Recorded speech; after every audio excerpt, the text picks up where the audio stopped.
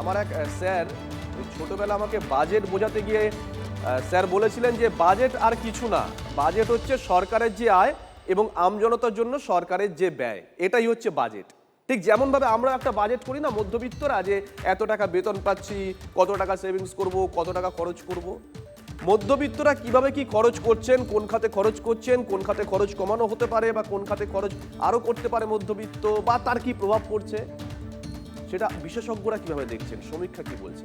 UEM Jaipur is a perfect target for prospective students aspiring for good jobs, good education with future-ready skills.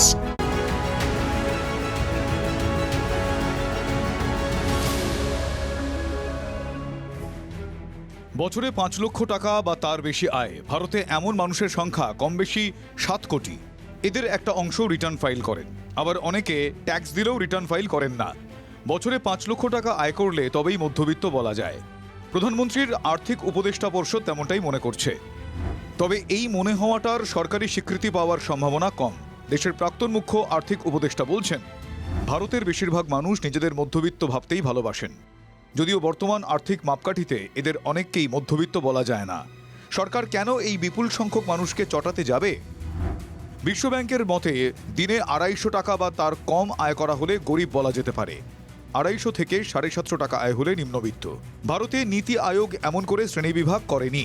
তবে ২০২৫-এর মাঝামাঝি কেন্দ্রীয় সংস্থা জানিয়েছিল, বর্তমান পরিস্থিতিতে মাসে ২০ থেকে ৪০ হাজার টাকা আয় হলে নিম্ন মধ্যবিত্ত ধরতে হবে, ৪০ থেকে ১ লক্ষ টাকা আয় হলে মধ্যবিত্ত, ১ থেকে ৫ লক্ষ টাকা আয় হলে উচ্চ মধ্যবিত্ত। নীতি আয়োগ যাই বলুক, বাস্তব অন্য কথা বলে। বছরে আয় ৫ লাখ বেশি বা কম হোক, ভারতে কিন্তু কোনোদিনই আর্থিক মাপকাঠিতে মধ্যবিত্তদের মাপা সম্ভব নয়। মধ্যবিত্ত নিয়ে বরাবরই ভারতীয় সমাজে এক ধারণা, রোজগার যাই হোক ভারতে মোটামুটি খেয়ে পড়ে বেঁচে থাকা মানেই মধ্যবিত্ত। গত ২.৫-৩ দশকে মধ্যবিত্তদের হাত ধরেই ভারতের উত্থান। চতুর্থ বড় আর্থিক শক্তি হয়ে পড়ার পিছনেও ইঞ্জিন বলতে মধ্যবিত্তরা। তাল কাটে কোভিড আছড়ে পড়ার পর। গত ৫ বছরে মধ্যবিত্তদের সঞ্চয় কমেছে। ইএমআই এর চাপে অনেকেই ঋণ খেলাপির তালিকায়।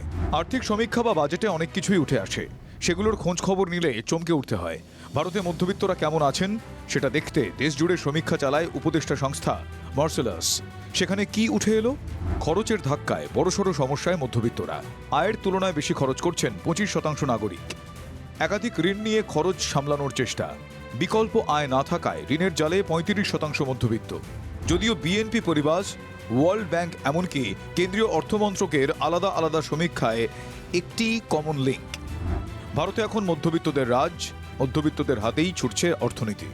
ওয়ার্ল্ড ব্যাংকের সমীক্ষায় দাবি, কোভিডের পর কয়েক বছরের টালমাটাল কাটিয়ে উঠেছেন মধ্যবিত্তরা। ২০২৫ সালে উৎসবের মরশুম থেকে আবারও শুরু হয়েছে মধ্যবিত্তদের ঝোড়ো ইনিংস।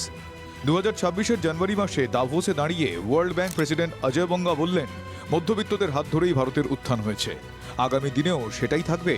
এই মানুষগুলোর হাতে কিভাবে একটু একটু করে বদলে যাচ্ছে অর্থনীতি। এদের অন্তত ৪০% শেয়ার বাজারে লগ্নি করেছেন। সিস্টেমেটিক ইনভেস্টমেন্ট প্ল্যান বা এসআইপিতে ৩৩% এদের লগ্নি। বাড়ি গাড়ির পাশাপাশি নতুন লগ্নির পথে এদের একটি অংশ। এদের বড় অংশই জীবনযাপনের মান বাড়াতে নিয়মিত খরচ করছেন। অনেকেই দ্বিতীয় ফ্ল্যাট কেনার পথেও হাঁটছেন। বর্তমানে দেশের মোট জনসংখ্যার ৩১%ই মধ্যবিত্ত শ্রেণীর আওতায় রয়েছেন। ২০৪৭ সালের মধ্যে যা বেড়ে হবে ৬১%। আগামী ১.৫ দশকের মধ্যে পণ্য ক্রয়ের নিরিখে দুনিয়ার সবচেয়ে বড় বাজার হয়ে উঠবেন মধ্যবিত্তরাই। Somnath Bhattacharya report, TV9 Bangla. SIR শুনানি শেষ হয়ে গেলে শিক্ষকদের অব্যাহতি, মাধ্যমিকে যুক্ত শিক্ষকদের বিএলওর কাছ থেকে অব্যাহতি।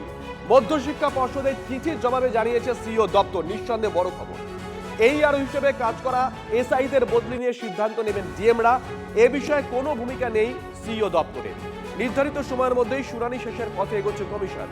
রাসবিহারী, ভবানীপুর, বালিগঞ্জের শুনানি প্রায় শেষ। শুনানি এখনো বাকি কলকাতা বন্দর এলাকায়।